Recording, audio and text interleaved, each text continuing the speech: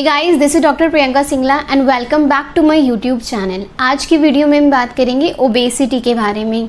Obesity जिसे हम मोटापा भी कहते हैं। ओबेसिटी क्या होती है, ओबेसिटी के कौन कौन से कॉजेज़ हैं, यानी कि वो कौन से कॉमन कॉजेज़ हैं जिसकी वजह से किसी पेशेंट में ओबेसिटी होती है, और वो कौन सी होम्योपैथिक मेडिसिन्स हैं जो ओबेसिटी में बहुत अच्छा काम करती हैं, बहुत हेल्पफुल हैं। तो चलिए वीडियो शुरू करते हैं। सबसे पहले हम बात करते हैं ओबेसिटी क्या है, यानी ओबेसिटी किसे कहते हैं। बॉडी में एक्सेसिव फैट का बढ़ जाना जो हेल्थ प्रॉब्लम के रिस्क को बढ़ा देता है, उसे हम ओबेसिटी कहते हैं, मोटापा कहते हैं।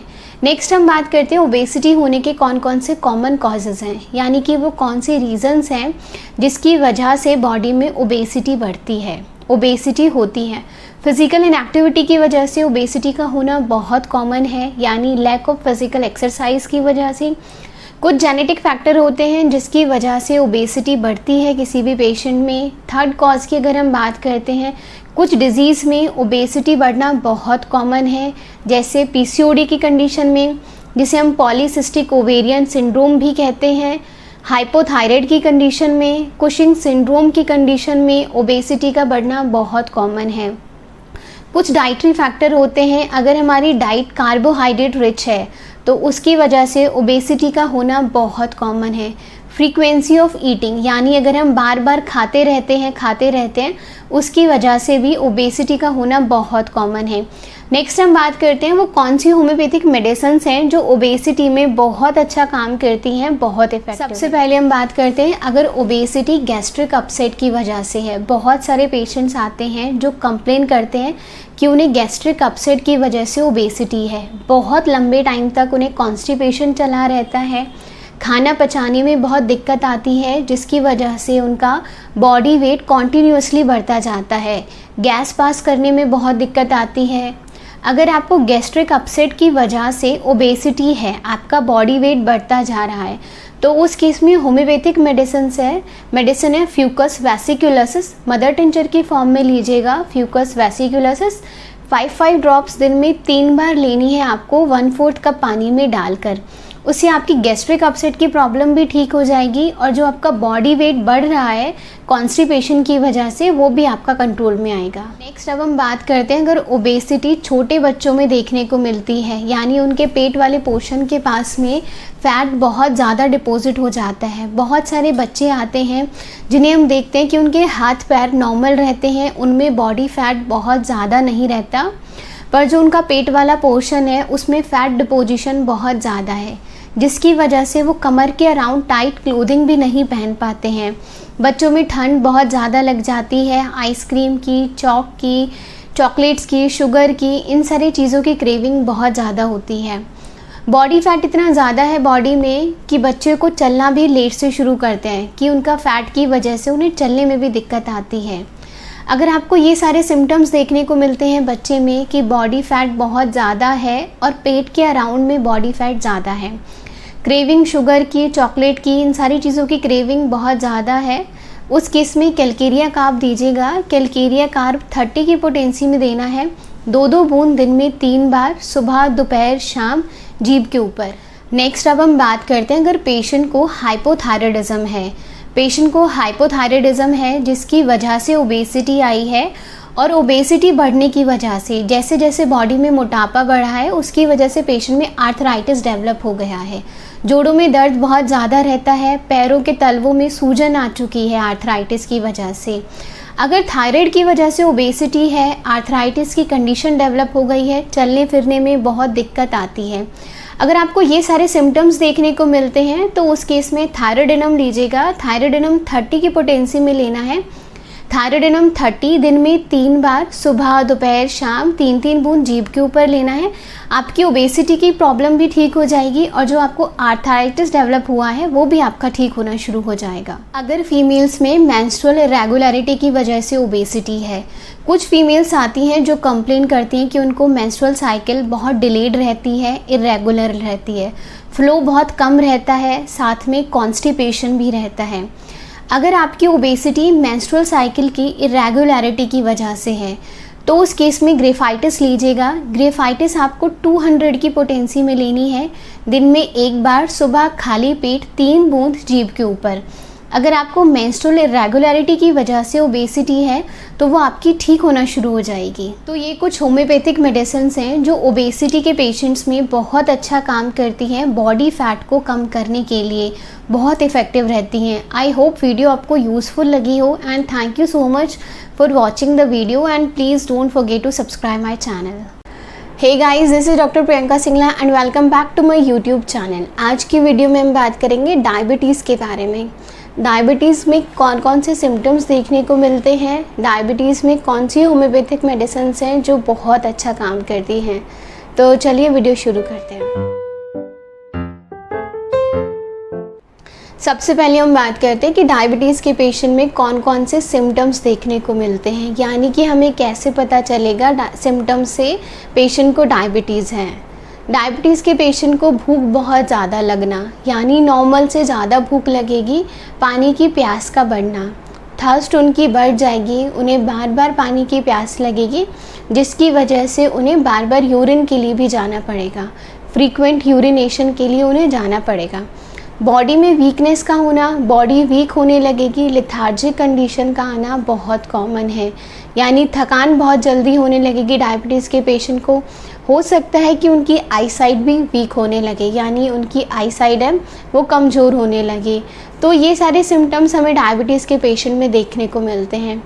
नेक्स्ट हम बात करते हैं कि होम्योपैथिक मेडिसिन कौन सी हैं जो डायबिटीज़ में बहुत अच्छा काम करती हैं, बहुत इफेक्टिव है। सबसे पहले हम बात करते हैं अगर पेशेंट को डायबिटीज़ बहुत लंबे टाइम से है, यानी कि उनको क्रॉनिक डायबिटीज़ है, भूख बहुत ज़्यादा लगती है पेशेंट को, खाना खाने के थोड़ी देर बाद ही भूख लगने लगती है, भूख बहुत ज़्यादा लगती है, यूरिन के लिए बार बार जाना पड़ता है और यूरिन के टाइम पर यूरेथ्रा में बहुत जलन रहती है, यूरिन के टाइम पर बर्निंग रहती है और एक फिशी सी स्मेल आती है यूरिन में। अगर आपको ये सारे सिम्टम्स देखने को मिलते हैं कि भूख बहुत ज़्यादा लगती है पेशेंट को, पानी बहुत ज़्यादा पीना पड़ता है, यूरिन के लिए बहुत ज़्यादा बार बार जाना पड़ता है, इवन कि यूरिन में शुगर कंटेंट भी बहुत बढ़ जाता है, ये सारे सिम्टम्स देखने को मिलते हैं आपको, तो उस केस में एब्रोमा अगस्टा लेनी है। होम्योपैथिक मेडिसिन है।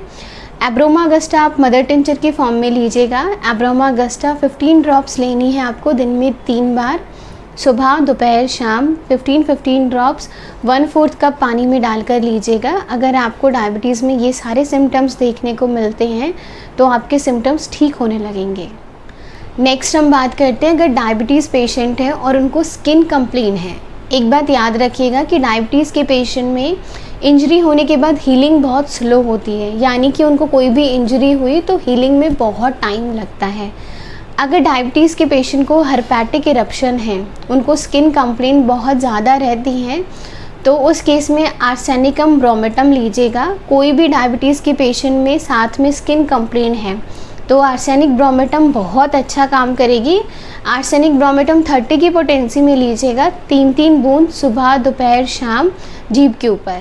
नेक्स्ट हम बात करते हैं अगर पेशेंट को डायबिटीज़ है, साथ में बॉडी वीकनेस बहुत ज़्यादा है, यानी कि उनको थोड़ा सा काम करने के बाद भी बहुत जल्दी थकान हो जाती है, कुछ भी काम करने का मन नहीं करता, भूख बहुत ज़्यादा लगती है और बॉडी वेट बढ़ता जा रहा है। अगर आपको ये सारे सिम्टम्स देखने को मिलते हैं कि बॉडी में थकान बहुत ज़्यादा रहती है, कुछ भी काम करने का मन नहीं करता, उस केस में होम्योपैथिक मेडिसिन है सिफ्लेंड्रा इंडिका।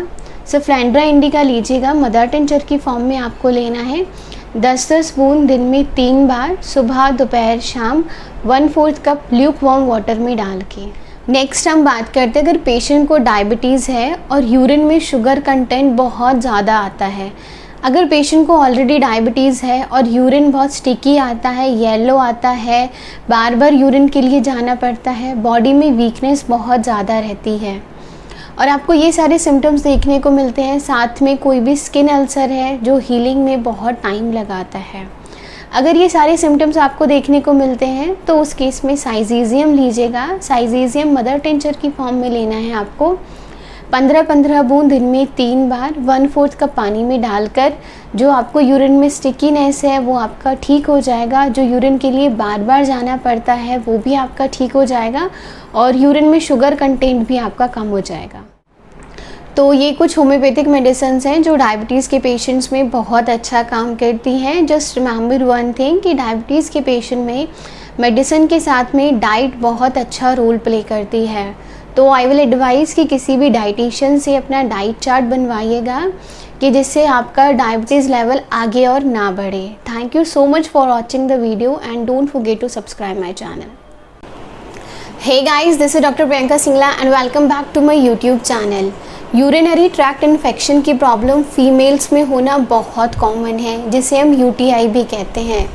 तो आज की वीडियो में हम बात करेंगे यूरिनरी ट्रैक्ट इन्फेक्शन होने के कौन कौन से कॉमन कॉजेज़ हैं, यानी कि वो कौन से कॉजेज़ हैं जिसकी वजह से फीमेल्स में बहुत कॉमनली यूटीआई हो जाता है, और वो कौन सी होम्योपैथिक मेडिसिन्स हैं जो यूरिनरी ट्रैक्ट इन्फेक्शन में बहुत अच्छा काम करती हैं। तो चलिए वीडियो शुरू करते हैं। सबसे पहले हम बात करते हैं कि कॉजेज़ ऑफ यूटीआई यानी यूरिनरी ट्रैक्ट इन्फेक्शन होने के वो कौन कौन से कॉमन कॉजेज़ हैं। पुअर पर्सनल हाइजीन की वजह से यूरिनरी ट्रैक्ट इन्फेक्शन का होना बहुत कॉमन है, या फिर कुछ माइक्रो ऑर्गेनिज्म की प्रेजेंस की वजह से, जैसे बैक्टीरिया की वजह से यूरिनरी ट्रैक्ट इन्फेक्शन का होना बहुत कॉमन है। वहीं डायबिटीज़ के पेशेंट्स आते हैं, फीमेल्स आती हैं जो कंप्लेन करती हैं कि उन्हें बार बार यूटीआई की प्रॉब्लम हो जाती है। बावल इनकॉन्टिनेंस की वजह से, किडनी स्टोन की वजह से, एसटीडी की वजह से यानी सेक्सुअली ट्रांसमिटेड डिजीज़ की वजह से यूटीआई का होना बहुत कॉमन है। वहीं कुछ फीमेल्स आती हैं जो कंप्लेन करती हैं कि उन्हें सेक्सुअल इंटरकोर्स के बाद यूरिनरी ट्रैक्ट इन्फेक्शन हो जाता है। तो ये कुछ कॉमन कॉजेज़ हैं जो यूरिनरी ट्रैक्ट इन्फेक्शन के रीज़न्स हैं। तो नेक्स्ट हम बात करते हैं वो कौन सी होम्योपैथिक मेडिसिन्स हैं जो यूरिनरी ट्रैक्ट इन्फेक्शन में बहुत अच्छा काम करती हैं। सबसे पहले बात करते हैं माइक्रो ऑर्गेनिज्म की प्रेजेंट की वजह से बैक्टीरिया है। बैक्टीरिया से हमें ल्यूकोरिया बहुत ज़्यादा हो जाता है। एक्सेसिव ल्यूकोरिया की वजह से अगर हमें यूरिनरी ट्रैक्ट इन्फेक्शन रहता है, यानी जो हमारा वजाइनल डिस्चार्ज है नॉर्मल से बहुत ज़्यादा बढ़ जाता है और डिस्चार्ज बहुत एक्रिड है, डिस्चार्ज बहुत सेंसिटिव हो जाती है वजाइना, उसकी वजह से इचिंग बहुत ज़्यादा रहती है हमें। अगर एक्सेसिव ल्यूकोरिया है जो हमें यूरिनरी ट्रैक्ट इन्फेक्शन कॉज करता है, तो उस केस में हमें साइलिशिया लेनी है। साइलिशिया 30 की पोटेंसी में लीजिएगा। साइलिशिया 30 दिन में 3 बार लेनी है आपको, सुबह दोपहर शाम 3-3 बूंद जीभ के ऊपर।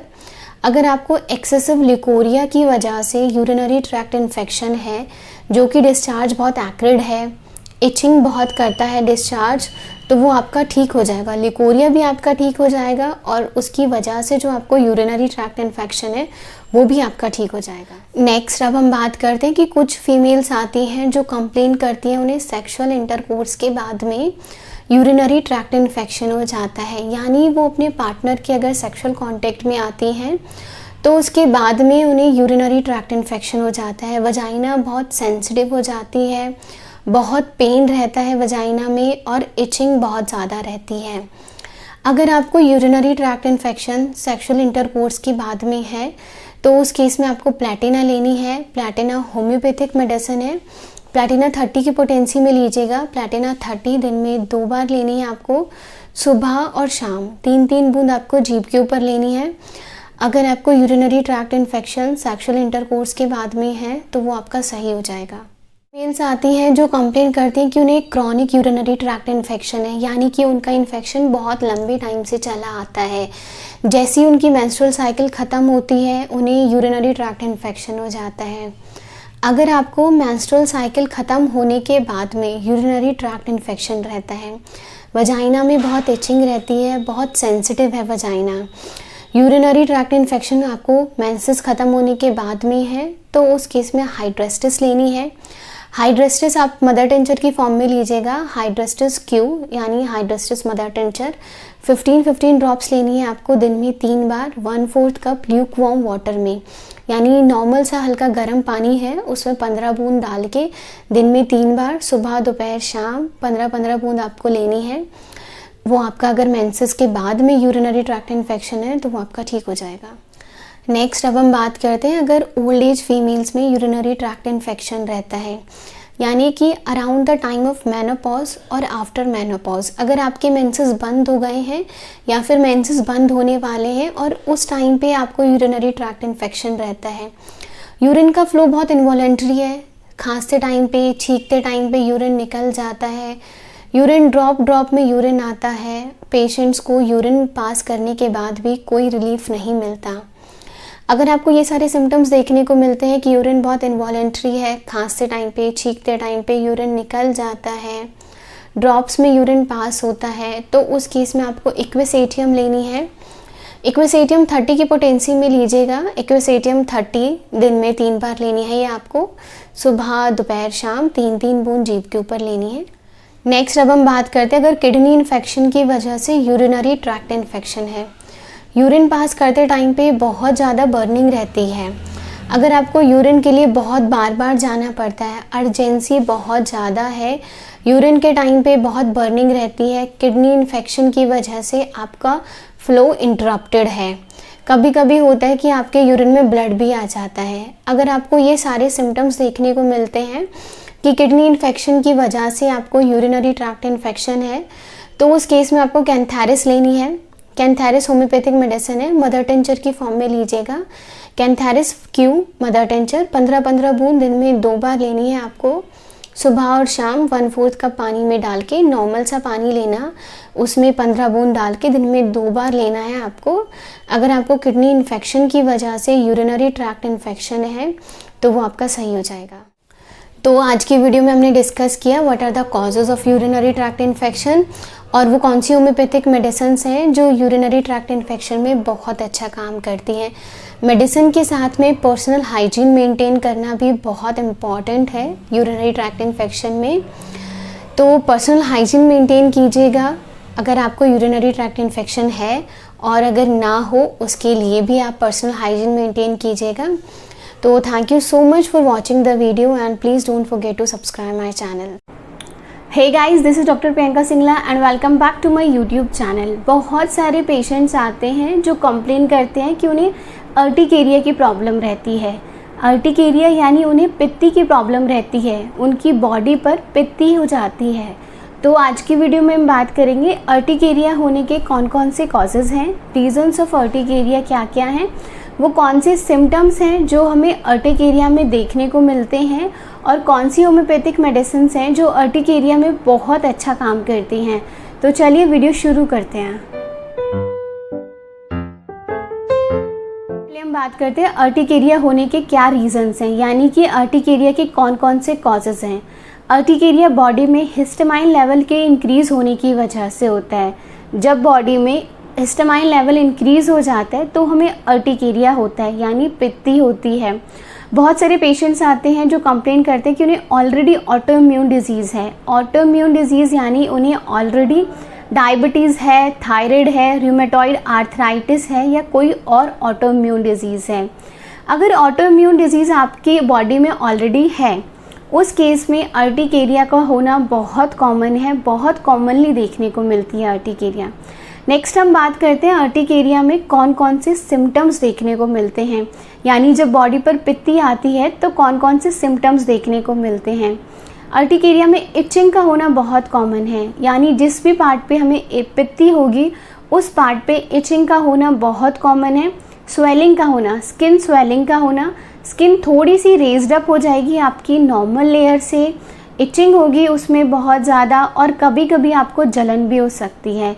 ये अर्टिकेरिया बहुत सारे पेशेंट्स में धूप में जाने के बाद हो जाता है, कुछ पेशेंट्स में बारिश में भीगने के बाद हो जाता है, कुछ पेशेंट्स में गैस पर काम किया तब हो जाता है। तो अब हम बात करते हैं वो कौन सी होम्योपैथिक मेडिसिन्स हैं जो अर्टिकेरिया में, यानी जब पित्ती आ जाती है बॉडी पर, तो बहुत अच्छा काम करती है। सबसे पहले हम बात करते हैं अगर आपको अर्टिकेरिया धूप में जाने के बाद है, यानी कि आपके शरीर पर पित्ती धूप में जाने के बाद होती है। जैसे ही आप धूप में गए आपकी बॉडी पर अर्टिकेरिया हो जाता है, और ठंड वाली जगह पर जाने से अर्टिकेरिया में आराम पड़ता है।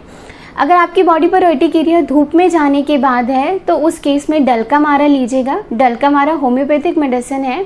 डलकामारा आपको 30 की पोटेंसी में लेनी है। डलकामारा 30 दिन में 3 बार, सुबह, दोपहर, शाम 3-3 बूंद जीभ के ऊपर लेनी है।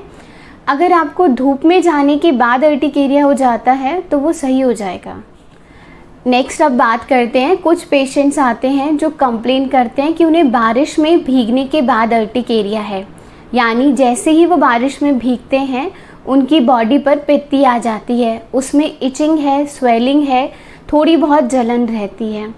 अगर बारिश में भीगने के बाद बॉडी पर अर्टिकेरिया हो जाता है, पित्ती आ जाती है, उस केस में रस्टॉक्स लीजिएगा। रस्टॉक्स आपको 30 की पोटेंसी में लेनी है, दिन में 4 बार, सुबह, दोपहर, शाम, रात। 30 की पोटेंसी में 3-3 बूंद जीभ के ऊपर लीजिएगा। अगर आपको बारिश में भीगने के बाद अर्टिकेरिया है तो वो आपका सही हो जाएगा। कुछ पेशेंट्स आते हैं जो कंप्लेन करते हैं कि उन्हें अर्टिकेरिया पर्टिकुलरली फेस पर रहता है, यानी उन्हें पित्ती सिर्फ फेस पर रहती है। अगर आपको अर्टिकेरिया फेस पर रहता है, उसमें इचिंग बहुत ज़्यादा है, बर्निंग बहुत ज़्यादा है, जलन बहुत ज़्यादा रहती है पित्ती में, अगर कुछ चुभने जैसा फील होता है, ऐसा फील होता है कि फेस पर कुछ चुभ रहा हो और कुछ चल रहा हो, कुछ चलने जैसा फील होता है। अगर अर्टिकेरिया आपको पर्टिकुलरली फेस पर होता है, इचिंग और बर्निंग बहुत ज़्यादा है, उस केस में आपको अगैरिकस लेनी है। अगैरिकस आप 30 की पोटेंसी में लीजिएगा। अगैरिकस 30 दिन में 3 बार, सुबह, दोपहर, शाम, 3-3 बूंद जीभ के ऊपर। जो आपको फेस पर पित्ती होती है वो आपको नहीं होगी। अगर आपको मिल्क प्रोडक्ट लेने के बाद अर्टिकेरिया है, यानी आपने कोई भी दूध की चीज़ ली और उसके बाद आपकी बॉडी पर पित्ती आ जाती है, दूध लेने के बाद, दही लेने के बाद, पनीर लेने के बाद या कुछ और मिल्क प्रोडक्ट लेने के बाद आपको अर्टिकेरिया की प्रॉब्लम हो जाती है, तो उस केस में एंटम क्रूड लीजिएगा। एंटम क्रूड 30 की पोटेंसी में लेनी है, दिन में 3 बार, सुबह, दोपहर, शाम, 3-3 बूंद जीभ के ऊपर। अगर आपको कोई भी मिल्क प्रोडक्ट लेने के बाद अर्टिकेरिया हो जाता है तो वो आपको अर्टिकेरिया होना बंद हो जाएगा। वहीं कुछ पेशेंट्स आते हैं जो कंप्लेन करते हैं कि उन्हें ठंड में जाने के बाद अर्टिकेरिया हो जाता है, यानी जैसे ही वो ठंडी जगह पर जाते हैं उन्हें पित्ती आ जाती है बॉडी पर। अगर ठंडी जगह पर जाने के बाद अर्टिकेरिया हो जाता है, बॉडी में बहुत वीकनेस रहती है, लेथार्जिक फीलिंग रहती है बॉडी में, और ठंडी जगह से थोड़ा सा गर्म जगह पे जाने पर अर्टिकेरिया में आराम पड़ता है। अगर आपको अर्टिकेरिया पर्टिकुलरली ठंडी जगह पर जाने के बाद होता है तो उस केस में नेट्रम म्यूर लीजिएगा। नेट्रम म्यूरेटिकम 30 की पोटेंसी में आपको लेनी है, दिन में 2 बार, सुबह, शाम, 3-3 बूंद जीभ के ऊपर। अगर आपको ठंडी जगह पर जाने के बाद अर्टिकेरिया हो जाता है तो वो आपका सही हो जाएगा। तो ये कुछ होम्योपैथिक मेडिसिन्स हैं जो अर्टिकेरिया में बहुत अच्छा काम करेंगी। आई होप वीडियो इफेक्टिव लगी हो आपको, and thank you so much for watching the video, and please don't forget to subscribe my channel. Thank you so much. Hey guys, this is doctor Priyanka Singla and welcome back to my YouTube channel. बहुत सारे patients आते हैं जो complain करते हैं कि उन्हें gastric upset रहता है, यानी कि उनका पेट खराब रहता है, या तो उन्हें इंडाइजेशन रहता है, कॉन्स्टिपेशन रहता है, एसिडिटी रहती है, इरिटेशंस बहुत ज़्यादा रहती हैं। तो आज की वीडियो में हम बात करेंगे कि वो कौन सी होम्योपैथिक मेडिसिन्स हैं जो गैस्ट्रिक अपसेट में बहुत अच्छा काम करती हैं, यानी जो कॉन्स्टिपेशन में, इंडाइजेशन में, एसिडिटी में बहुत अच्छा काम करती हैं। तो चलिए वीडियो शुरू करते हैं। सबसे पहले बात करते हैं, अगर पेशेंट में एसिडिटी की प्रॉब्लम बहुत ज़्यादा रहती है, यानी कि उन्हें एसिड बहुत ज़्यादा बनता है, हाइपर एसिडिटी की कंडीशन है, एसिडिटी की वजह से सर का दर्द भी रहता है। कुछ पेशेंट्स आते हैं जो कंप्लेन करते हैं कि उन्हें एसिडिटी की वजह से सर का दर्द रहता है और वॉमिटिंग जैसा फील होता है, मतलब उल्टी जैसा मन करता है, या फिर कभी कभी वॉमिटिंग आ भी जाती है। अगर एसिडिटी की वजह से सर का दर्द रहता है, वॉमिटिंग भी आ जाती है कभी कभी, उस केस में रोबेनिया लेनी है। रोबेनिया 30 की पोटेंसी में लीजिएगा। रोबेनिया 30 दिन में 3 बार लेनी है, सुबह, दोपहर, शाम, 3-3 बूंद जीभ के ऊपर। अगर आपको हाइपर एसिडिटी की प्रॉब्लम है जिसकी वजह से सर का दर्द रहता है, वो दोनों कंडीशंस आपकी ठीक हो जाएंगी। नेक्स्ट अब हम बात करते हैं, कुछ लोग आते हैं जो कंप्लेन करते हैं कि उनका डाइजेशन स्लो है, यानी कि खाना पचाने में उन्हें बहुत टाइम लगता है। वो थोड़ा सा भी खाते हैं, कुछ भी खाना खाया या फिर पानी पिया, उन्हें पेट फूलने जैसा लगता है, ऐसा फील होता है जैसे पेट फट जाएगा। अगर थोड़ा सा खाने के बाद ही पेट में बहुत गैस बन जाती है, इनडाइजेशन रहता है, खाना पचने में बहुत टाइम लगता है। गैस पास करने से या फिर इरेक्टेशन से, डकार लेने से भी पेट में आराम नहीं पड़ता। इवन कि लेटने से भी पेट का दर्द बढ़ जाता है। अगर थोड़ा सा खाने के बाद पेट फूल जाता है, पेट फटने जैसा लगता है, उस केस में कार्बोवेज लेनी है। कार्बोवेज 30 की पोटेंसी में लीजिएगा। कार्बोवेज 30 दिन में 3 बार, सुबह दोपहर शाम 3-3 बूंद जीभ के ऊपर लेनी है आप। अब बात करते हैं, कुछ पेशेंट्स आते हैं जो कंप्लेन करते हैं कि उन्हें इरेक्टेशंस बहुत ज़्यादा रहती हैं, यानी कि उन्हें डकारें बहुत ज़्यादा आती हैं, खट्टी डकारें बहुत ज़्यादा रहती हैं। खाना खाने के बाद उन्हें सारे इरेक्टेशंस या फिर वॉमिटिंग की दिक्कत रहती है। अगर खाना खाने के बाद डकार बहुत ज़्यादा आती है, खट्टा खट्टा सा लगता है मन, तो उस केस में नेट्रम फॉस लेनी है। नेट्रम फॉस 6x की पोटेंसी में लीजिएगा। नेट्रम फॉस की आपको 6x की पोटेंसी में 4 गोली दिन में 3 बार लेनी है, सुबह दोपहर शाम। खाना खाने के 15 मिनट बाद आपको नेट्रम फॉस 6x की 4 टैबलेट्स लेनी है। अगर आपको इरेक्टेशंस बहुत ज़्यादा रहती हैं, यानी डकार बहुत ज़्यादा आती है, खट्टी डकारें आती हैं, तो वो सही हो जाएंगी। कुछ पेशेंट्स आते हैं जो कंप्लेन करते हैं कि उन्होंने केक, पेस्ट्री, चीज़ या फिर आइसक्रीम खाने के बाद उनका गैस्ट्रिक अपसेट हो जाता है, उनका पेट खराब हो जाता है। उन्होंने कुछ भी चीज़ी प्रोडक्ट खाया तो फिर उनका पेट खराब हो जाता है, एसिडिटी की प्रॉब्लम हो जाती है। या फिर यहीं ये लोग पेशेंट कंप्लेन करते हैं कि उनको चाय के बाद बहुत एसिडिटी रहती है।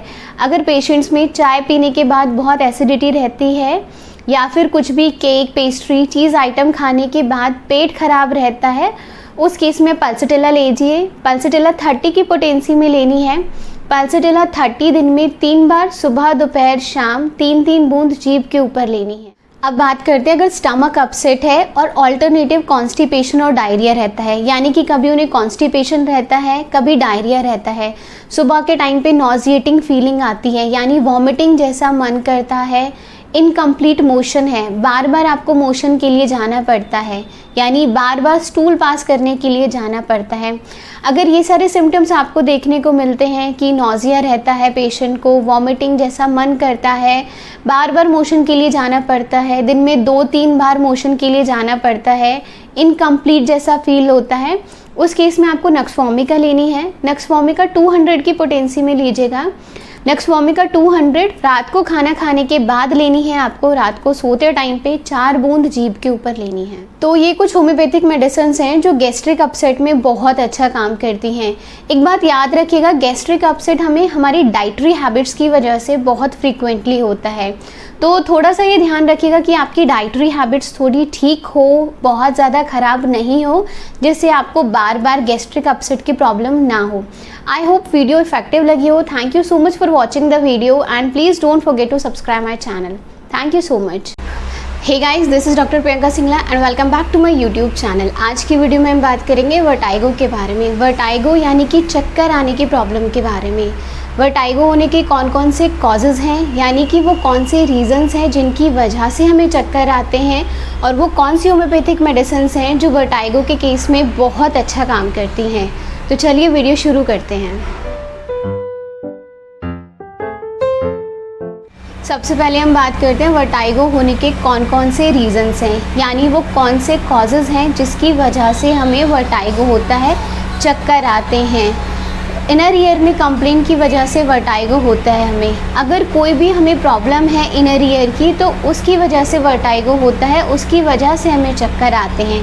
अब हम बात करते हैं इनर ईयर में प्रॉब्लम आने के कौन कौन से कॉजेज़ हैं। माइग्रेन की वजह से वर्टाइगो का होना बहुत कॉमन है, कि माइग्रेन है पेशेंट को तो उसकी वजह से हमें चक्कर आना बहुत कॉमन है। सेकंड है BPPV यानी बेनाइन प्रॉक्सिमल पोजिशनल वर्टाइगो। बहुत सारी हेड मूवमेंट्स ऐसी होती हैं हमारी जिसकी वजह से चक्कर बहुत कॉमनली आ जाते हैं हमें। फिर अब हम बात करते हैं वेस्टिबुलर न्यूराइटिस की वजह से, यानी कि inflammation of vestibular nerve. Inflammation की वजह से चक्कर आना बहुत कॉमन प्रॉब्लम है। तो नेक्स्ट अब हम बात करते हैं वो कौन सी होम्योपैथिक मेडिसिन्स हैं जो वर्टाइगो में बहुत अच्छा काम करती हैं, बहुत इफेक्टिव है। सबसे पहले बात करते हैं, अगर चक्कर लेटते वक्त आते हैं, बहुत सारे पेशेंट्स आते हैं जो कंप्लेन करते हैं कि उनको चक्कर लेटते वक्त में आते हैं। वो जैसे ही बिस्तर पर लेटते हैं उन्हें चक्कर आने लगते हैं, या फिर हल्का सा भी सर या गर्दन की मूवमेंट करते हैं, हल्का सा भी सर रोटेट करते हैं इस तरह से, तो उनके चक्कर बढ़ जाते हैं। और सर को एक ही डायरेक्शन में रखने से दर्द में आराम पड़ता है। अगर लेटते वक्त में चक्कर बढ़ जाते हैं, सर की मूवमेंट से या फिर आँखों को मूव करने से चक्कर बढ़ जाते हैं, उस केस में कोनियम मैक लेनी है। कोनियम मैक होम्योपैथिक मेडिसिन है, 30 की पोटेंसी में लीजिएगा। कोनियम मैक 30 दिन में 3 बार लेनी है, सुबह दोपहर शाम, 3-3 बूंद जीभ के ऊपर। अब हम बात करते हैं, कुछ लोगों में ट्रैवलिंग वर्टाइगो होता है, यानी कि वो ट्रैवलिंग के टाइम पे उन्हें चक्कर आते हैं। वो बस में जाते हैं, ट्रेन में जाते हैं, तो सफ़र करते टाइम पे उन्हें चक्कर आते हैं।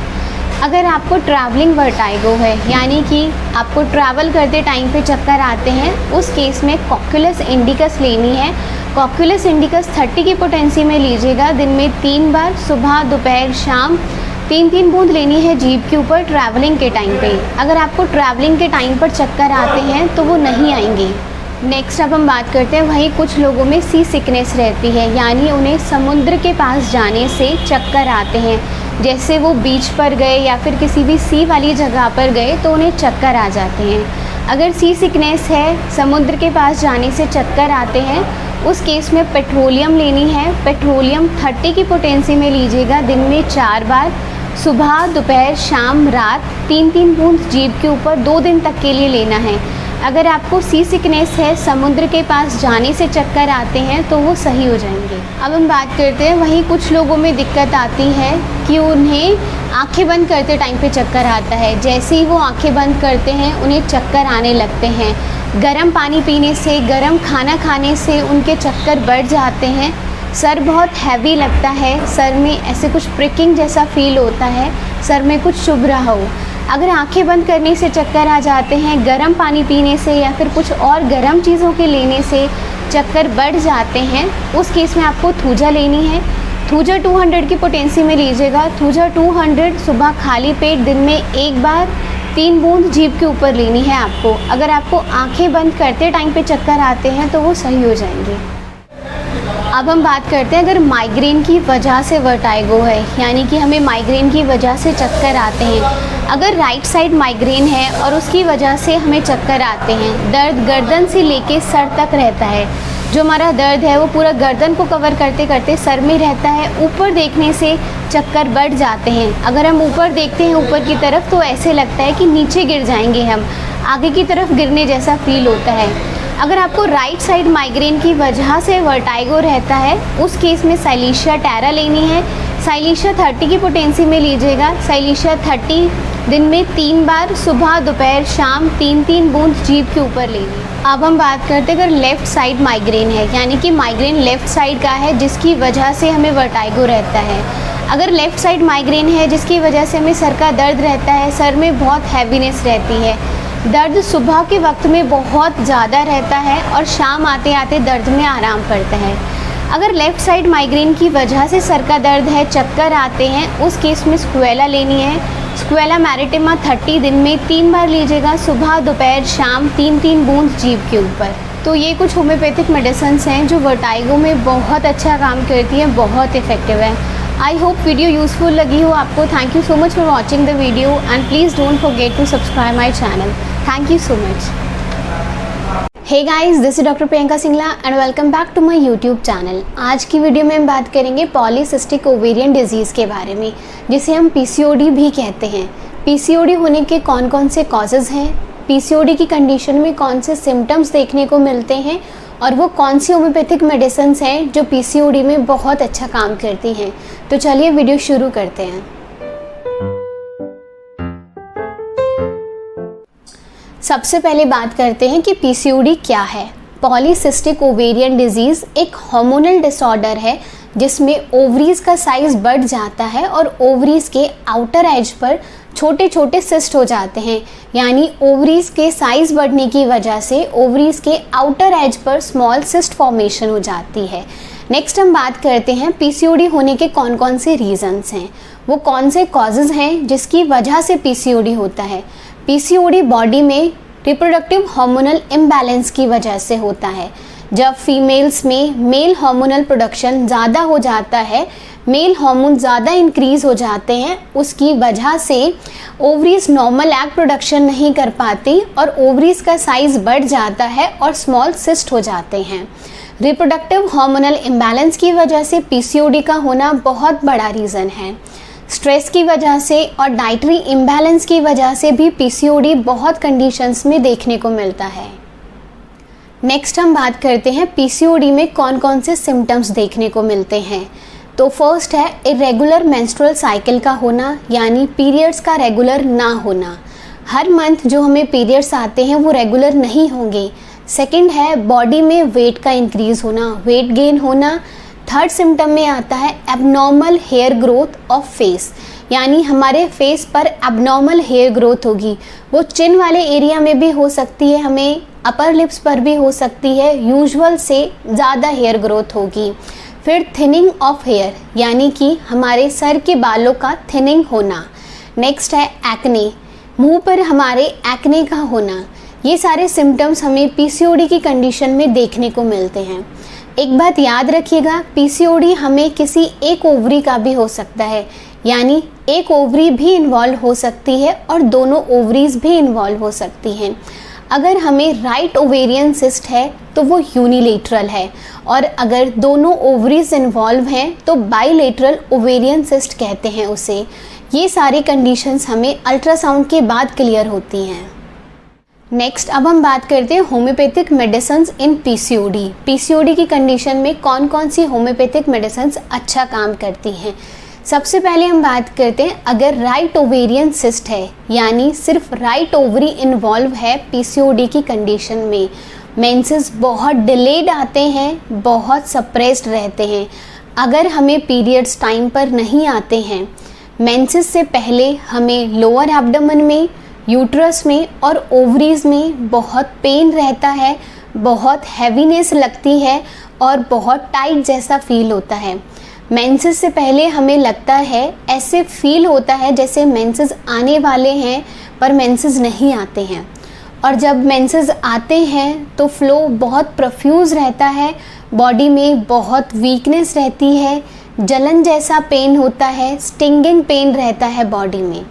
अगर राइट ओवेरियन सिस्ट है और आपको ये सारे सिम्टम्स मिलते हैं तो उस केस में एपिस मैलेफिका लेनी है। एपिस आपको 200 की पोटेंसी में लेनी है। एपिस 200 दिन में 2 बार, सुबह और रात को लेनी है, 3-3 बूंद जीभ के ऊपर। नेक्स्ट हम बात करते हैं, अगर लेफ़्ट ओवेरियन सिस्ट है, यानी पीसीओडी की कंडीशन में सिर्फ लेफ़्ट ओवरी इन्वॉल्व है, मेंसेस बहुत डिलेड रहते हैं, बहुत स्कैंटी रहते हैं, मेंसेस कभी भी टाइम पर नहीं आते और फ्लो बहुत कम रहता है। मेंसेस से पहले लेफ़्ट ओवरी में और लेफ़्ट लोअर एब्डोमेन में बहुत पेन रहता है। मेंसेस से पहले पसीना बहुत आता है।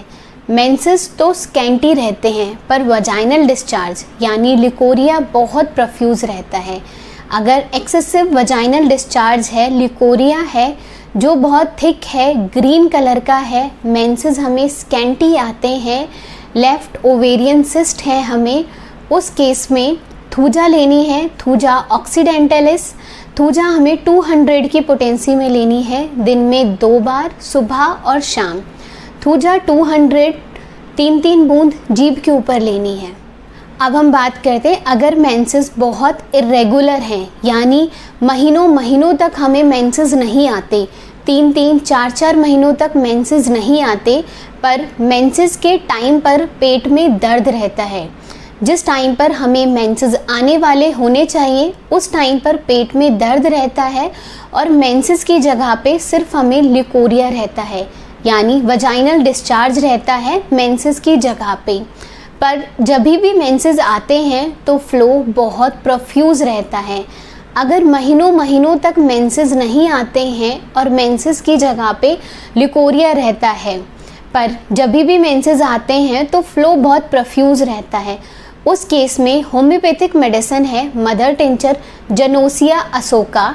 जनोसिया अशोका आपको मदर टिंचर की फॉर्म में लेना है, 20-20 बूंद दिन में 3 बार, 1/4 कप पानी में डालकर। नेक्स्ट अब हम बात करते हैं, अगर क्रॉनिक पीसीओडी है, यानी बहुत लंबे टाइम से पॉलीसिस्टिक ओवेरियन डिजीज़ है, और मेंसेस बहुत प्रोफ्यूज़ रहते हैं, फ्लो बहुत प्रोफ्यूज़ है, क्लॉट्स रहते हैं फ्लो में और वो स्टेन छोड़ जाता है। फ्लो बहुत ज़्यादा है, स्टेन रिमूव होते होते बहुत दाग छोड़ जाता है, फ्लो ऑफेंसिव है। मेंसेस के टाइम पर पेट में दर्द रहता है। अगर मेंसेस के टाइम पर लेबर पेन जैसा दर्द रहता है, दर्द हमें पेट से लेके नीचे घुटनों तक शिफ्ट होता है। पेट में दर्द रहता है, चलते टाइम पर दर्द बढ़ जाता है और लेटते टाइम पर दर्द में आराम आता है। अगर फ्लो बहुत प्रोफ्यूज़ है, क्लॉट बहुत ज़्यादा आते हैं, फ्लो बहुत ऑफेंसिव है, उस केस में हमें मेडोराइनम लेनी है। होम्योपैथिक मेडिसिन है। मेडोराइनम आप 1 mg की पोटेंसी में लीजिएगा। मेडोराइनम 1 mg 15 दिन में आपको एक बार लेनी है, सुबह खाली पेट। अगर आप संडे से शुरू करते हैं तो एक संडे छोड़ के दूसरे संडे आपको लेनी है। 15 दिन में एक बार सुबह खाली पेट मेडोराइनम 1 mg की 3 बूंद लेनी है आपको। तो ये होम्योपैथिक मेडिसिन्स हैं जो पीसीओडी के लिए बहुत अच्छा काम करती हैं। आई होप वीडियो इफेक्टिव लगी हो, आपको यूज़फुल लगी हो, and thank you so much for watching the video and please don't forget to subscribe my channel and please leave your valuable comments in comment box. Hey guys, this is doctor Priyanka Singla and welcome back to my YouTube channel. आज की video में हम बात करेंगे mental health के बारे में। Covid के केसेस जैसे जैसे बढ़ते जा रहे हैं, जिस नंबर से कोविड के केसेस बढ़ते जा रहे हैं, लोगों में एंजाइटी उतनी ही बढ़ती जा रही है, लोगों में डर बहुत बढ़ता जा रहा है। तो आज की वीडियो में हम वही बात करेंगे कि इस टफ टाइम में हम अपनी मेंटल हेल्थ को किस तरह से स्ट्रॉन्ग रख सकते हैं, मेंटली खुद को कैसे काम रख सकते हैं, स्ट्रॉन्ग रख सकते हैं। तो चलिए वीडियो शुरू करते हैं। लोगों में डर बहुत ज़्यादा बढ़ रहा है, तो इस डर की वजह से कोई भी न्यूज़ बहुत इजीली वायरल हो जाती है। किसी ने कहा कि इस दवाई के लेने से आपका कोरोना ठीक हो जाएगा या फिर आपको कोविड-19 के सिम्टम्स में आराम आएगा। ऐसी कोई भी न्यूज़ को वायरल बहुत इजीली किया जा सकता है। ऐसी किसी भी न्यूज़ पर यकीन करने से पहले आप डॉक्टर से कंफर्मेशन कीजिए और WHO की वेबसाइट से कंफर्म कीजिए कि ये न्यूज़ जो वायरल हो रही है वो ठीक है या गलत है। किसी भी मेडिसिन की ओवरडोजिंग करने से या बिना अपने सिम्टम्स को डॉक्टर को बताए मेडिसिन लेने से आपकी बॉडी में एडवर्स इफेक्ट आएगा, आप मेंटली बहुत एग्जॉस्ट हो जाओगे। तो एंजाइटी लेवल को बढ़ाने से अच्छा, पैनिक होने से अच्छा है कि आप किसी भी दवाई को लेने से पहले डॉक्टर से कंफर्म करें या फिर WHO की वेबसाइट से कंफर्म करें। लोगों में एंजाइटी बहुत ज़्यादा है, यानी कि उन्हें घबराहट बहुत ज़्यादा रहती है। एंजाइटी का एक रीज़न ओवर थिंकिंग की वजह से भी होता है। अगर हम एक ही न्यूज़ को या एक ही चीज़ को हम पूरा दिन सोचते हैं, पूरा दिन देखते हैं, तो उसकी वजह से भी एंजाइटी बहुत बढ़ जाती है। खुद को मेंटली कोविड-19 के न्यूज़ से थोड़ा सा रेस्ट दीजिए। आई नो अपडेट रहना बहुत ज़रूरी है कि कितने केसेस चल रहे हैं, कितनी हालात चल रहे हैं, वो जानना बहुत ज़रूरी है। पर पूरा दिन एक ही न्यूज़ को देखना या पूरा दिन एक ही टॉपिक पर डिस्कस करना, वो आपकी मेंटल हेल्थ को बहुत ज़्यादा हार्म कर सकता है। तो इसलिए बेटर है थोड़ा सा टाइम आप फैमिली के साथ भी स्पेंड कीजिए और कोविड-19 के अलावा और सारे टॉपिक पर डिस्कस कीजिए या फिर बातें कीजिए, जिससे आपको मेंटली रेस्ट मिले। एक ही चीज़ को बार बार सोचने से, ओवर थिंकिंग करने से, और उससे आपका एंजाइटी लेवल भी बहुत कम होगा और आप मेंटली बहुत काम रहेंगे। से 1 घंटे पहले टीवी मत देखिए, न्यूज़ मत देखिए। इस टाइप की आप न्यूज़ देखते हो, कोविड से रिलेटेड, कोरोना से रिलेटेड आप न्यूज़ देखते हो, तो सोते टाइम पे क्या होता है, वो न्यूज़ हमारे सबकॉन्शियस माइंड में चलती रहती है, हम वही सोचते रहते हैं सोते टाइम पे भी। और अगर हमारी वही न्यूज़ सबकॉन्शियस माइंड में चलती है तो उससे एंजाइटी लेवल बढ़ जाता है, डर बढ़ जाता है। तो इसलिए सोने से पहले कोई भी साउंड म्यूज़िक सुन लीजिए, फैमिली के साथ टाइम स्पेंड कर लीजिए, या फिर जो भी आपको कुछ और पसंद है वो कीजिए एज़ कम्पेयर टू न्यूज़ देखने के अलावा। इससे आपको नींद भी अच्छी रहेगी और आप मेंटली बहुत काम रहेंगे, बहुत स्ट्रॉन्ग रहेंगे। लाइफस्टाइल फॉलो करना बहुत ज़रूरी है एंड वी ऑल नो कि लॉकडाउन की वजह से हम सबका रूटीन बहुत चेंज हुआ है। तो इट्स अ रिक्वेस्ट कि आपका जो हेल्थी लाइफस्टाइल था या फिर जो आपका लॉकडाउन से पहले का लाइफस्टाइल था, आप जितने बजे उठते थे आप उतने बजे उठिए और अपने लिए थोड़ा सा टाइम, आधा घंटा योगा के लिए निकालिए। योगा इस टाइम पे बहुत ज़रूरी है बॉडी को मेंटली काम रखने के लिए। तो थोड़ा सा अपना लाइफस्टाइल पुराना वाला रखिए जिससे आपका एंजाइटी लेवल ना बढ़े। अगर आपका वर्क फ्रॉम होम है तो इट्स एडवाइस कि आप घर में एक स्पेस अपने लिए तैयार कीजिए जहाँ पे आप काम कर सकते हैं। आप उसी तरह अपने लिए ब्रेक लीजिए जैसे आप ऑफिस में ब्रेक लेते हैं। आप पैनिक नहीं होंगे, एंजाइटी लेवल नहीं बढ़ेगा आपका। ज़रा सी तबीयत ख़राब होने पर आप ये मत सोचिए कि आपको कोविड-19 है, कोरोना है। हो सकता है कि आपके डाइटरी पैटर्न में कुछ चेंज हुआ हो, आपने कुछ ऐसा खाया हो जिसकी वजह से आपको ये सिम्टम है, या फिर एलर्जी की वजह से है। अगर आपको कोई सिम्टम आता है किसी भी तरह का, तो एक बार ये कंसिडर कीजिएगा कि आपने क्या डाइट में चेंज किया है, क्या खाया है, आप कहाँ पे गए हैं जिसकी वजह से ये सिम्टम है, आप किसी के कॉन्टैक्ट में तो नहीं आए हैं जिसकी वजह से ये सिम्टम है। हो सकता है कि आपको वो नॉर्मल एलर्जिक कफ की वजह से हो, एलर्जिक फ्लू की वजह से सिम्टम हो, और आप कोविड-19 का सोच के बहुत ज़्यादा स्ट्रेस ले रहे हैं। तो किसी भी सिम्टम को आप पहले कंफर्म कीजिएगा खुद से कि आप किसी के कांटेक्ट में तो नहीं है, या फिर आपने कुछ डाइटरी पैटर्न में चेंज तो नहीं किया है। इस टाइम पर घर पे रहना बहुत ज़रूरी है, बाहर बहुत इन्फेक्शन है। अगर आपको कोई बहुत ज़रूरी काम नहीं है तो प्लीज़ घर से बाहर मत जाइए। Stay strong, stay healthy and stay calm. Please जितना आप काम रहेंगे उतना आप मेंटली एग्जॉस्ट कम होंगे। Thank you so much for watching the video and please don't forget to subscribe my channel.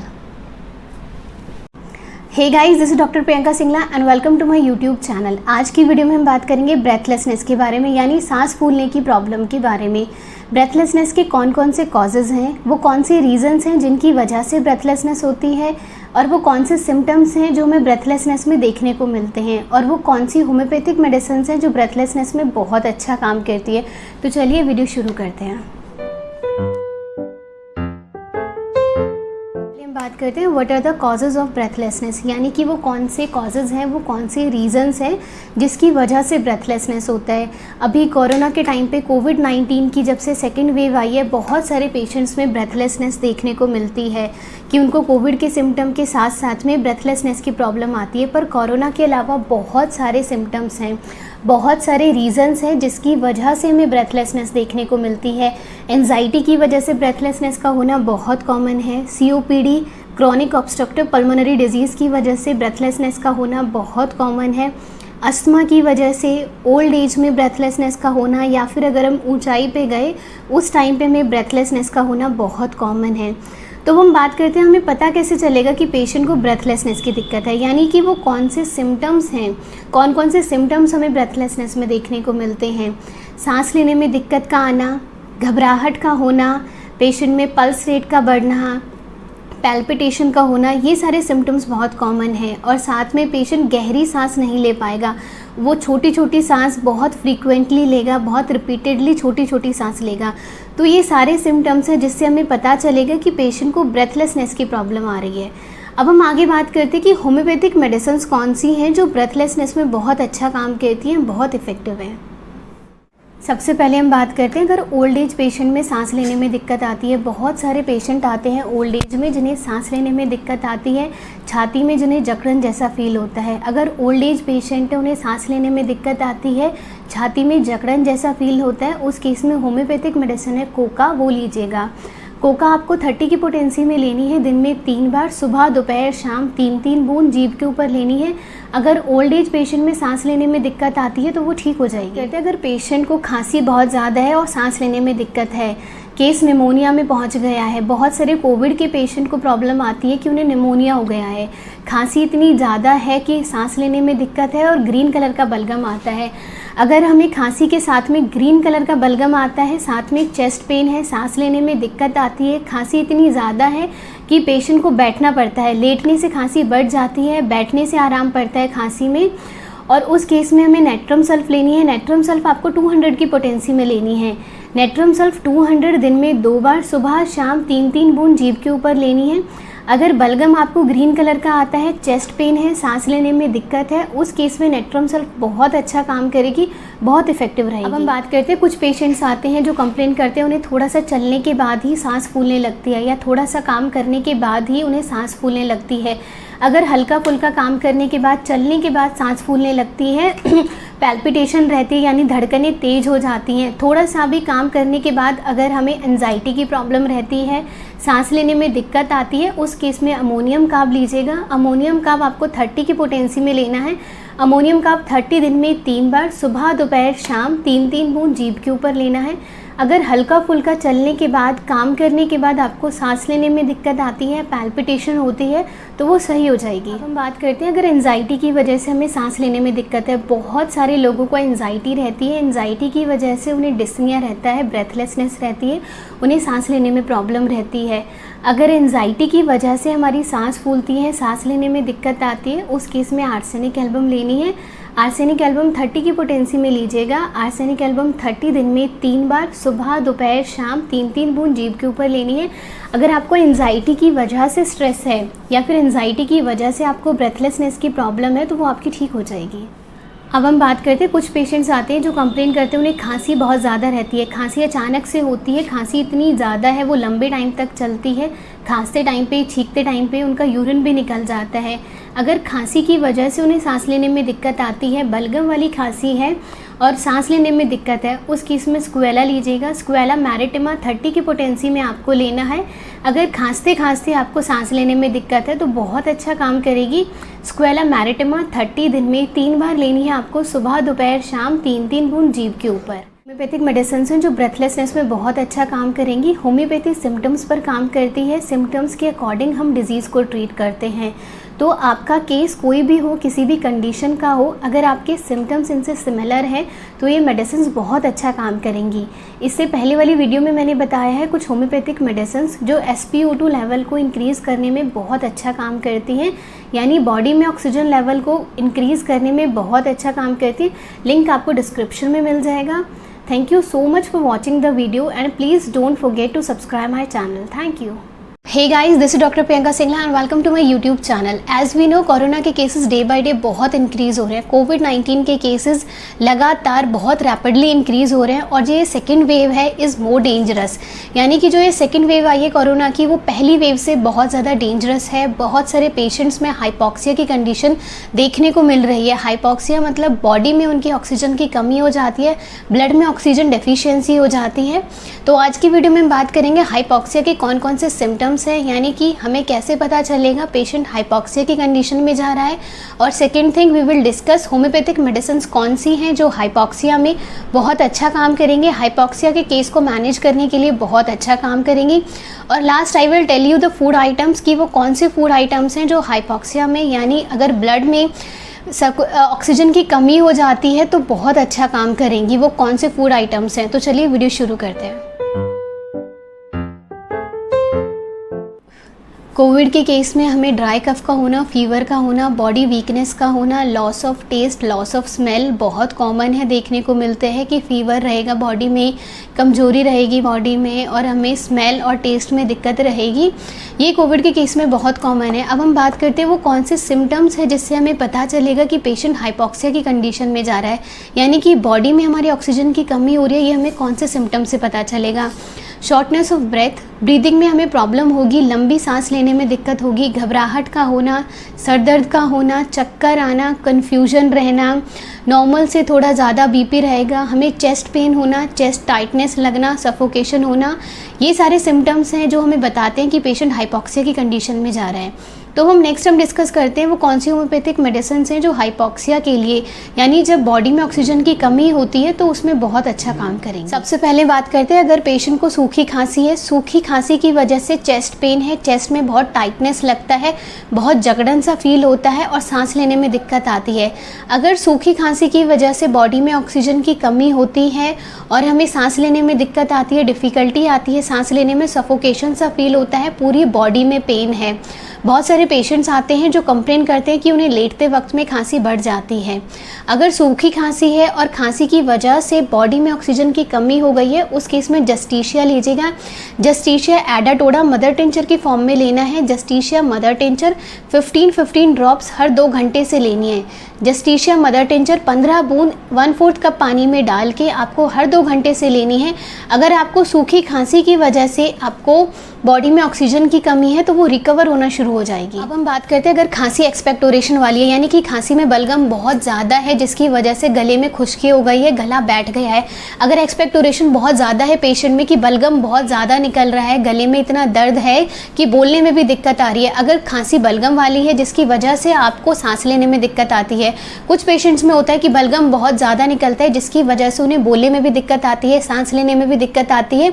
अगर बलगम वाली खांसी है जिसकी वजह से आपको सांस लेने में दिक्कत आती है, उस केस में सेनेगा लीजिएगा। सेनेगा मदर टिंचर की फॉर्म में लेना है। सेनेगा क्यों 15-15 बूंद दिन में 3 बार लेना है आपको 1/4 कप पानी में डाल के। 1/4 कप गुनगुना पानी कीजिएगा, उसमें सेनेगा मदर टिंचर की 15 बूंद डाल के दिन में 3 बार पीना है।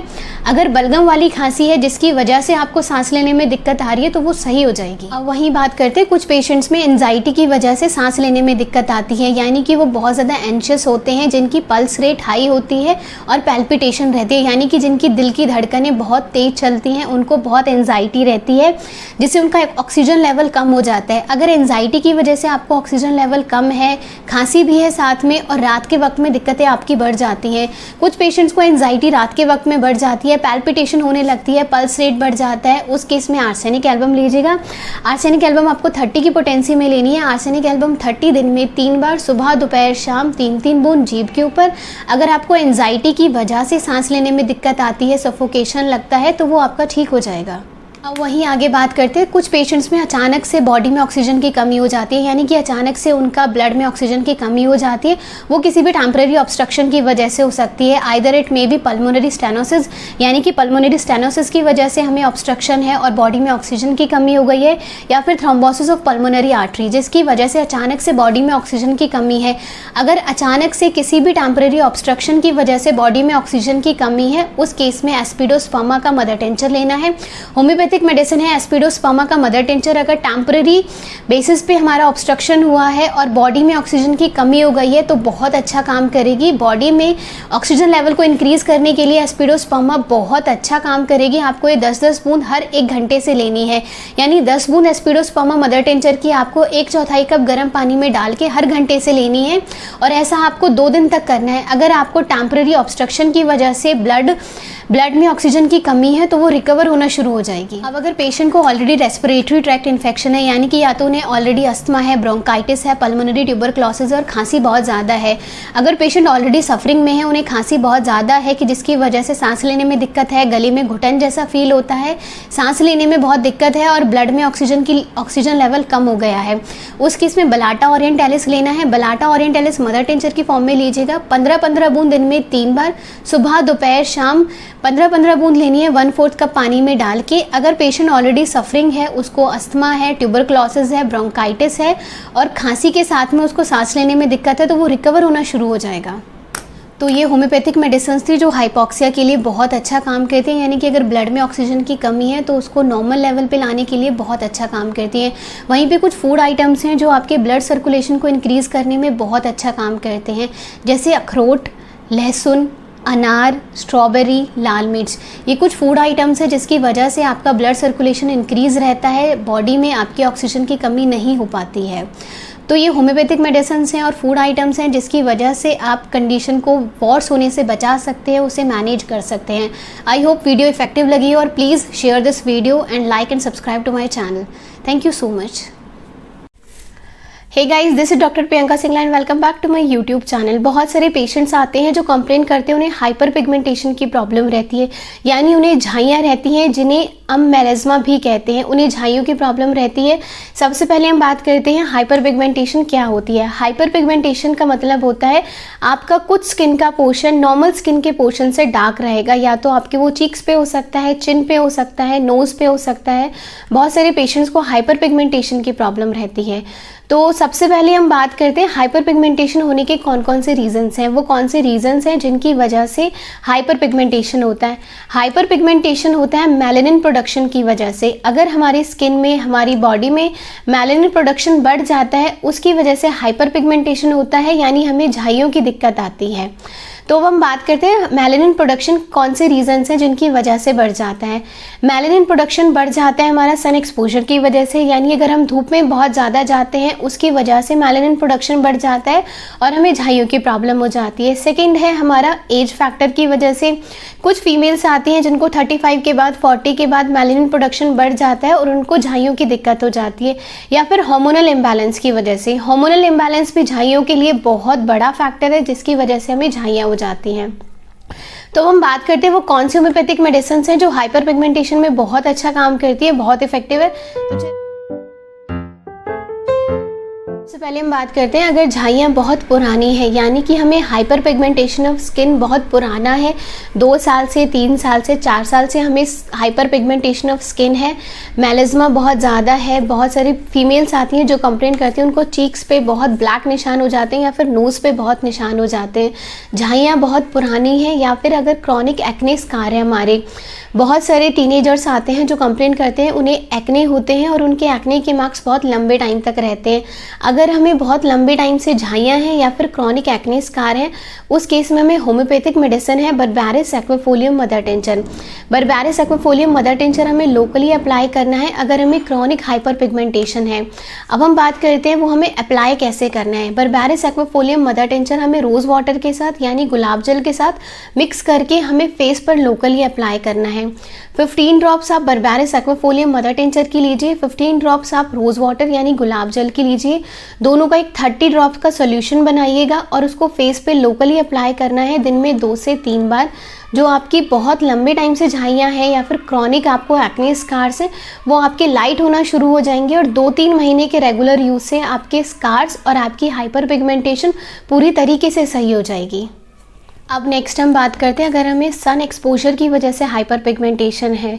बहुत सारे टीनेजर्स आते हैं जो कंप्लेन करते हैं उन्हें सन हीट की वजह से, यानी वो धूप में गए और उनको टैनिंग हो गई या फिर उनकी स्किन हाइपर पिगमेंटेड हो गई, ब्लैक स्पॉट्स हो गए। अगर हमें हीट की वजह से टैनिंग है, हाइपर पिगमेंटेड स्किन है, उस केस में रेडियम ब्रोम लीजिएगा। रेडियम ब्रोम 200 की पोटेंसी में लेना है, 3 बूंद सुबह खाली पेट जीभ के ऊपर लेना है। अगर आपको धूप में जाने की वजह से हाइपर पिगमेंटेशन ऑफ स्किन है तो वो ठीक हो जाएगी। रेडियम ब्रोम 200 3 बूंद जीभ के ऊपर सुबह खाली पेट लेनी है। ऐसा आपको 15 दिन तक करना है। अगर आपको हाइपर पिगमेंटेशन यानी झाइयों की दिक्कत आती है धूप में जाने की वजह से तो वो ठीक हो जाएगी। अब हम बात करते हैं अगर यंगस्टर्स में हार्मोनल इम्बैलेंस की वजह से एक्ने है, यानी कि यंग पीपल में हार्मोनल इम्बैलेंस की वजह से एक्ने है, एक्ने बहुत पस्चुलर हैं, पस वाले एक्ने हैं, आपके फेस पर, शोल्डर पर, चेस्ट पर एक्ने होते हैं जिसमें पस है और एक्ने जाते जाते स्कार छोड़ जाते हैं। अगर एक्ने जाते जाते पस वाले एक्ने हैं जो स्कार छोड़ जाते हैं उस केस में काली ब्रोम लेनी है। एक्ने स्कार के लिए काली ब्रोम 30 की पोटेंसी में लेनी है, 3-3 बूंद दिन में 3 बार, सुबह दोपहर शाम 3-3 बूंद जीभ के ऊपर लेनी है। अगर आपको एक्ने मार्क्स हैं तो वो ठीक हो जाए। अब वहीं पे कुछ लोगों में एक्सटर्नल वूंड की वजह से या फिर एक्सटर्नल स्किन इन्फ्लेमेशन की वजह से हाइपर पिगमेंटेशन ऑफ स्किन हो जाती है। फॉर एग्जाम्पल उनको बर्न हुआ, कहीं पे भी कोई स्किन बॉडी पार्ट में जल गया और उनको मेलानिन प्रोडक्शन बढ़ जाता है। अगर एक्सटर्नल वूंड की वजह से या फिर स्किन इन्फ्लेमेशन की वजह से हमें ब्लैक स्पॉट आ जाते हैं बॉडी पर, हाइपर पिगमेंटेशन ऑफ स्किन हो जाती है एक्सटर्नल वूंड की वजह से, उस केस में हमें कैलेंड्यूला मदर टिंचर लोकली अप्लाई करना है। होम्योपैथिक मदर टिंचर है कैलेंड्यूला। अगर आपको जलने के बाद निशान रह जाता है या फिर आपको प्रेगनेंसी में डिलीवरी के बाद स्कार्स रह जाते हैं उस केस में कैलेंड्यूला मदर टिंचर लोकली अप्लाई करना है। आपको दिन में 2 बार कैलेंड्यूला मदर टिंचर दिन में 2 बार आपको स्कार पे लोकली अप्लाई करना है। आपके निशान वहाँ से हल्के होने शुरू हो जाएंगे और 2 या 3 महीने के लोकली अप्लाई करने से आपके निशान वो सारे ठीक हो जाएंगे। अब वहीं कुछ लोगों में बॉयल बहुत फ्रीक्वेंटली होते हैं, यानी कि उन्हें एक बॉयल ठीक होता है उसके बाद दोबारा दूसरा बॉयल हो जाता है। अगर रिपीटेड बॉयल्स होते हैं और वो निशान छोड़ जाते हैं, अगर हमें बहुत बार बार बॉयल्स हो जाते हैं, एक बॉयल ठीक हुआ उसके बाद नेक्स्ट सेकेंड बॉयल होना शुरू हो जाता है और वो निशान छोड़ जाता है, उस केस में हमें सल्फर लेनी है। सल्फर 30 दिन में 2 बार लीजिएगा, सुबह शाम 3-3 बूंद जीभ के ऊपर। अगर आपको बॉयल्स के बाद में निशान रह जाते हैं तो वो फेड होना शुरू हो जाएंगे और आपको सल्फर 30 दिन में 2 बार लेने से 15-20 दिन में वो सारे निशान ठीक हो जाएंगे। तो ये कुछ होम्योपैथिक मेडिसिन है जो झाइयों में बहुत अच्छा काम करती है, यानी हाइपर पिगमेंटेशन ऑफ स्किन को आपको नॉर्मल टोन लाने में बहुत अच्छा काम करती है। इनके लगातार यूज़ करने से आपको झाइयों की दिक्कत ठीक हो जाएगी आपकी। आई होप वीडियो यूजफुल लगी हो। Thank you so much for watching and please don't forget to subscribe my channel. Thank you.